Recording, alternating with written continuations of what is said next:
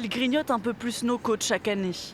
L'érosion, loin d'un phénomène anodin, fait déjà des dégâts à la Palmyre. La plage s'est agrandie à peu près de 80 mètres sur cette partie-là, et l'océan mange la dune et détruit la végétation. Déjà bien engagée face au phénomène, la ville vient de rejoindre une liste de 126 communes qui auront l'obligation d'agir contre l'érosion. Un dispositif financé par l'État. Ce dispositif nous permettra d'informer la population, d'informer les futurs propriétaires, donc c'est quand même important, et puis de pouvoir prendre des dispositions constructives et réglementaires pour pouvoir pallier à ce problème.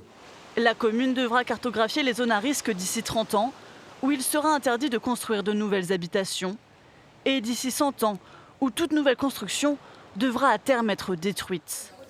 Sur le marché de la Palmyre, locaux et touristes sont divisés. Plus ça va, plus on veut construire près de l'eau. D'accord ? La mer, elle reprend toujours sa place. Enfin, moi, je suis dans le domaine. Je veux dire, la mer, c'est mon métier. Ça serait bien que ça soit constructible quand même ici. J'aurais bien aimé m'installer ici. J'aime beaucoup la région. Sur les 71 communes du littoral charentais, seules 10 ont intégré le dispositif. Beaucoup comme Royan, pourtant identifiés prioritaires par l'État, le trouvent pour l'instant bien trop flou.